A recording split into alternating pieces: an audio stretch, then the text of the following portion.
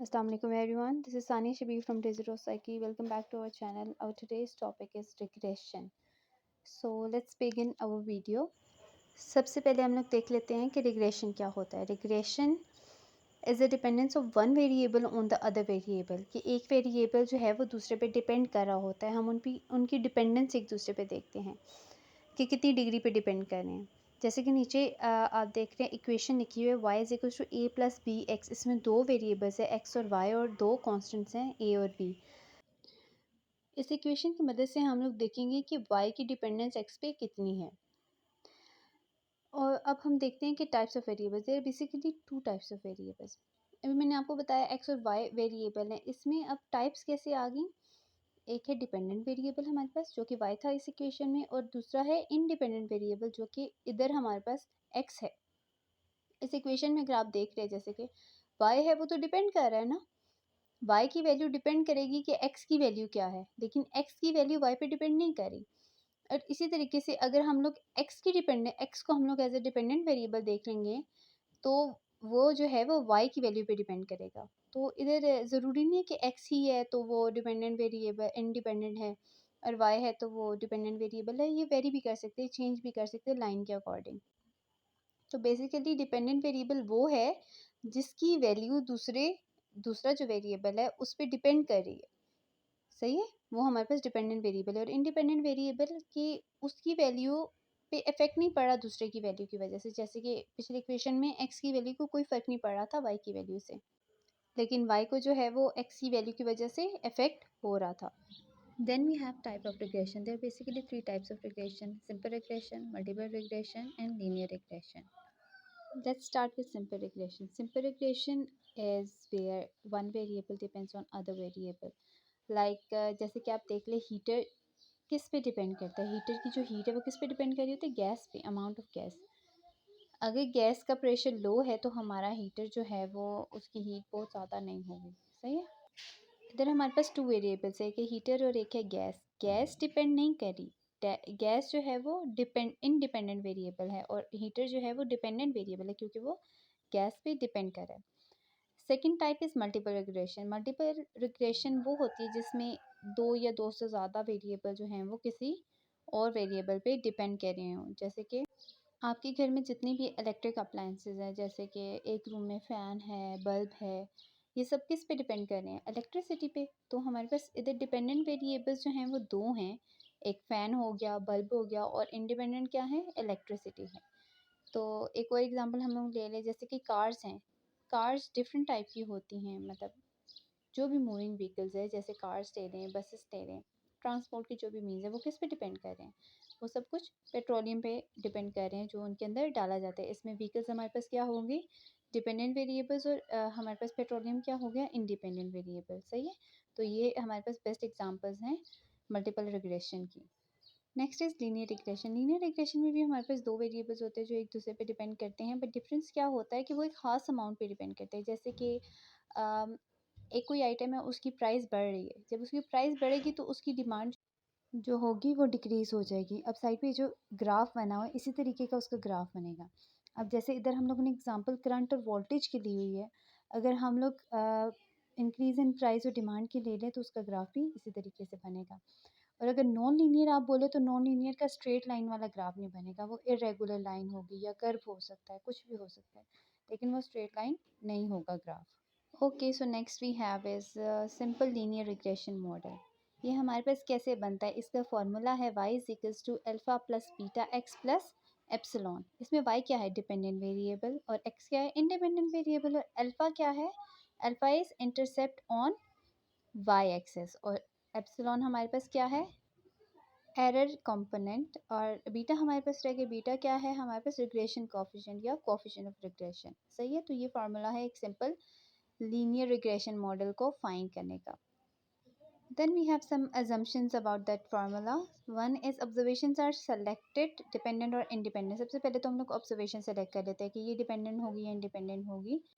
Second assumption क्या है हमारे पास कि regression function जो है वो linear है, जो हम लोग formula use कर रहे हैं alpha plus beta x plus epsilon.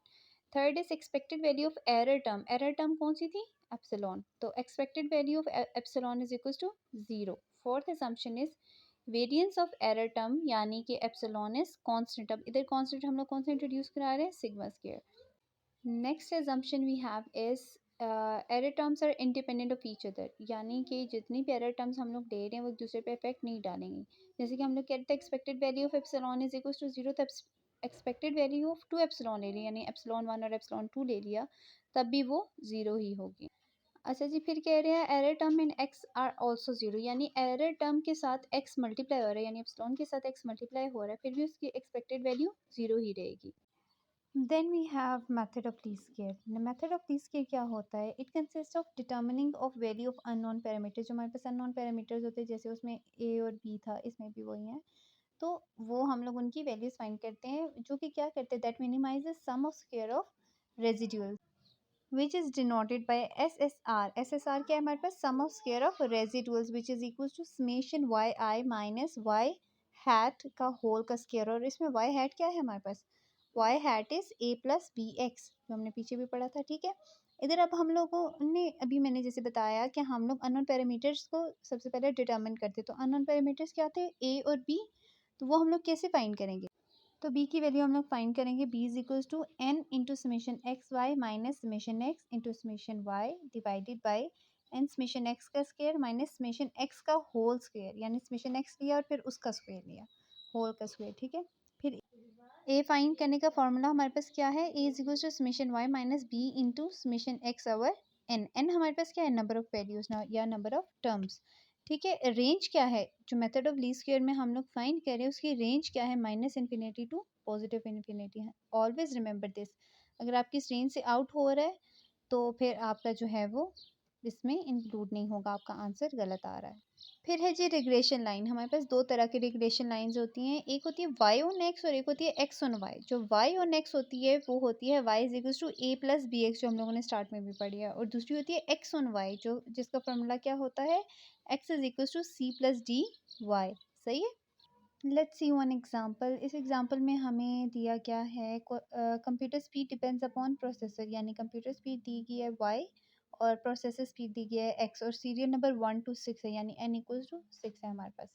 सबसे पहले हम लोगों ने x का स्क्वायर फाइंड कर लिया, ये देखिए टेबल में हम लोगों ने फाइंड किया हुआ है, फिर y का स्क्वायर फाइंड कर लिया, फिर x इंटू वाई, यानी x को y से मल्टीप्लाई किया, सही है। ये हमारे पास कॉलम्स निकल आए। इसके बाद हम लोगों ने इन सबको सम करना है, यानी x को सम किया, x के सारे कॉलम को सम किया तो समेशन x आ जाएगा, y के सारे कॉलम को सम किया तो हमारे पास समेशन y आ जाएगा, फिर x स्क्वायर वाले को सम किया तो summation x square, summation y square और समेशन एक्स वाई, इसी तरीके से हमारे पास आ जाएंगे, जो कि हम लोगों ने फॉर्मूलाज में यूज़ करने हैं, जो अभी हम लोगों ने पढ़े हैं मेथड ऑफ डी स्क्वायर वाले में, ठीक है। और इसमें हम लोगों ने फाइंड क्या करना है, इसमें हम लोगों ने फाइंड करना है regression line x on y and regression line y on x, सही है, यानी दोनों लाइंस फाइंड करनी है। Let's start with y on x. Y on x हमारे पास लाइन क्या है, y is equal to a plus B x, इसमें ए क्या है हमारे पास, y bar minus B x bar. अब आप लोगों ने बार से कंफ्यूज नहीं होना, वाई बार का मतलब क्या है, समेशन वाई, और एक्स बार का मतलब क्या है, समेशन एक्स, सही है। अब इसी तरीके से b की वैल्यू हमारे पास क्या है, n into summation x Y minus summation x into summation Y divided by n into summation x square minus summation x का होल स्क्वायर, सही है। सारी वैल्यूज हम लोगों ने b की डाली, b में डाली, फिर a में डाली, हमारे पास a और b की वैल्यू आ गई, और दोनों वैल्यूज आ गई तो वो हम लोगों ने किस में पुट कर दी, y is equals to a plus B X, सही है। तो हमारे पास उसमें एक्स वाई की वैल्यू आ गई, सही है। तो वाई हैट की हमारे पास वैल्यू क्या आ गई है, 330.1387, सही है। अच्छा, एक चीज़ से आपने कंफ्यूज नहीं होना, इधर जो ए की वैल्यू दी हुई है वो है summation Y minus B summation X, लेकिन पीछे जो हम लोगों ने पढ़ा उसमें डिवाइडेड बाय एन भी है। तो इधर अगर आप देखें गौर करें तो वाई बार दिया हुआ है, वाई बार क्या है, समेशन वाई ओवर एन, और एक्स बार क्या है, समेशन एक्स ओवर एन। तो वो जो डिवाइडेड बाय एन है वो इधर इन लोगों ने सेपरेट सेपरेट कर दिया, सेपरेट कर दे या कंबाइन कर दे, इससे कोई फर्क नहीं पड़ता। फिर है प्रिडिक्शन, जो लास्ट हमारे पास कंक्लूजन होती है। प्रिडिक्शन हम लोग लेते हैं रिग्रेशन कोफिशिएंट से, और रिग्रेशन कोफिशिएंट हमारे पास क्या होता है, बीटा, जैसे अभी मैंने बताया था, तो वो बी होता है, ये बीटा होता है, दोनों होते हैं, मतलब दोनों सेम ही है। तो इधर हमारे पास बी की वैल्यू क्या आई है, 0.1638, तो इससे हम लोगों ने क्या प्रिडिक्ट किया है कि the value of Y is increase 0.1638 units for a unit increase in X, यानी एक्स के यूनिट इंक्रीज पे वाई के कितने इंक्रीज हुए 0.1638। नेक्स्ट हम लोग जाते हैं अब एक्स ऑन वाई लाइन पे। एक्स ऑन वाई लाइन का फॉर्मूला क्या होगा, X is equal to C plus D Y. अब आपने कंफ्यूज नहीं होना कि हम लोगों ने तो सिर्फ ए और बी का फॉर्मूला पढ़ा है, तो सी और डी का फॉर्मूला क्या होगा, दोनों के फॉर्मूला सेम है। बस जैसे बी में हमारे पास नीचे एक्स की वैल्यूज आ रही थी, इसमें डी में हमारे पास नीचे डिनोमिनेटर में y की वैल्यूज आएंगी। ठीक है, तो d का फॉर्मूला हमारे पास क्या होगा, n into summation x Y minus summation x into summation Y divided by n summation Y square minus summation Y का होल स्क्वायर। और हमारे पास c की वैल्यू क्या होगी, y bar minus B x bar. फिर से वही n वाली चीज़ से कंफ्यूज नहीं होना। सही है, सारी वैल्यूज हम लोगों ने फाइंड कर दी, x में पुट की, तो हमारे पास x की वैल्यू आ गई। x की वैल्यू क्या आई है, x इज इक्वल्स टू 843.1574। ये हमारे पास x की वैल्यू आ गई। अब हम लोगों ने जो प्रोडिक्शन लेनी है, कंक्लूजन निकालनी है, वो किससे निकालनी है, रिग्रेशन कोफिशिएंट से। इधर हमारे पास रिग्रेशन कोफिशिएंट क्या है, रिग्रेशन कोफिशिएंट वो होता है जो हमारे पास इंडिपेंडेंट वेरिएबल के साथ आ रहा होता है। समझ आइए ये बात, उधर हमारे पास b था या बीटा था, और इधर क्या है हमारे पास d है।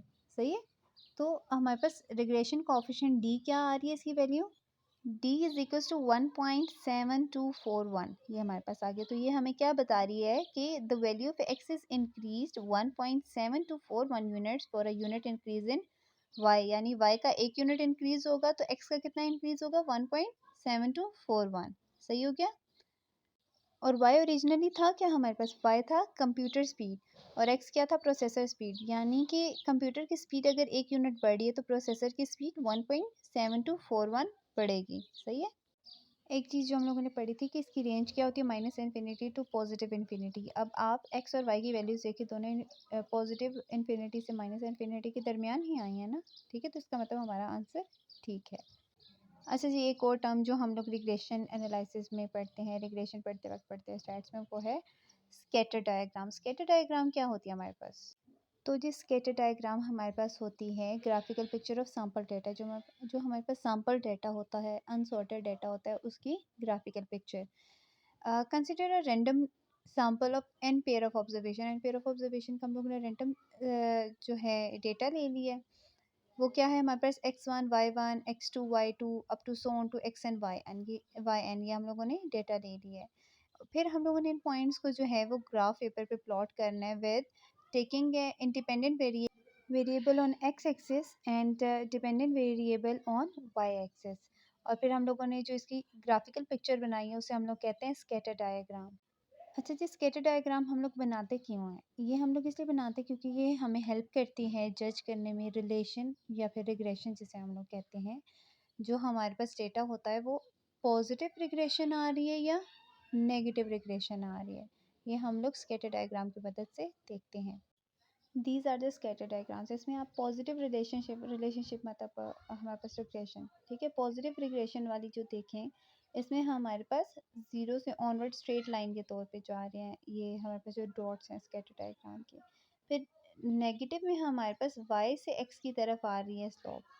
फिर उसके बाद जो हमारे पास नो रिलेशन है यानी नो रिग्रेशन है, उसमें रैंडम है ना, वो मतलब किसी एक तरफ नहीं जा रहे। सही है, तो ये हमारे पास स्कैटर डायग्राम की मदद से हम लोगों ने देख लिया कि हमारे पास पॉजिटिव रिग्रेशन है, नेगेटिव रिग्रेशन है या नो रिग्रेशन है। सही, so this is all about regression. I hope आपको आज की वीडियो पसंद आई होगी और आपको रिग्रेशन का टॉपिक अच्छे से क्लियर हो गया होगा। अगर आपने अभी तक हमारे चैनल को सब्सक्राइब नहीं किया तो नीचे दिए गए सब्सक्राइब के बटन को प्रेस करना मत भूलिएगा। Stay tune till the next lecture. अल्लाह हाफिज़।